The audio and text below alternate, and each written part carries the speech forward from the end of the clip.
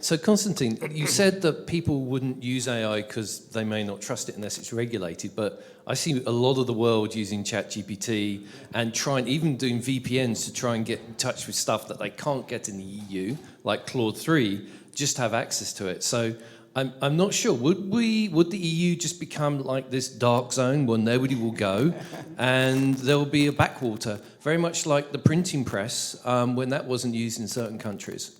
That's right. That's very paradoxical, that trust issue. I was reading the polls, a poll about the trust in generative AI, and 73% of people using generative AI trust it. So why did the EU regulate it? I think there is a perception in the European Union that we need to be ethical. We need to take an approach, a value-based approach, rather than a practical or a pragmatic approach to things. This is like the European DNA. Is it as easy as saying that we'll not be doing business in the EU because it's too complicated? The thing is that it's one of the major markets in the world. So we as Europeans will have to understand and comply with the rules, but people like Indians and Chinese and United States, North Americans, they also need to comply with these rules. So it's not like we're put ourselves in a disadvantage with other regions because we are such a large market.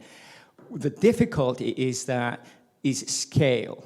The EU regulations, talking about the AI regulation, but we have so many other regulations that pile up. You mentioned the privacy, the GDPR, which applies, the e-copyright directive. We have the Data Act and Data Governance Act, and we have the Cyber Resilience Act coming up. You have so many, a pile of regulations and rules that enterprises need to understand and comply with.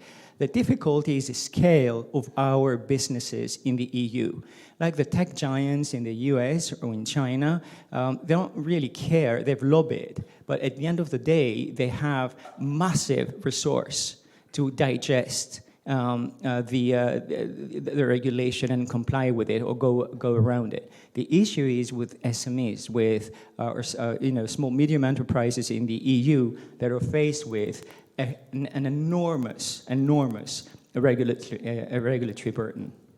So why are they doing it? I mean, it sounds like nobody's going to be able to follow it because they won't have the money. How are they going to do that? Well, this is maybe what we would be saying with what we're saying with GDPR, but by and large, companies have come up to a standard and have come to a compliance, and GDPR has inspired other systems like Microsoft, not even countries, but also companies like Microsoft saying, this is my golden standard, I apply it throughout the world. That was part of their communication, like regulation can also be used as a communication tool. I don't know, that's the challenge. I think it's a good thing to say in the EU you will never be socially scored. You'll never be facially recognized when you cross over or if you're late in a meeting or you do this or that. The perfect citizen at one point of time, but you will not be facially recognized and your face put on a screen that everyone can see on a highway. I think it's a good thing.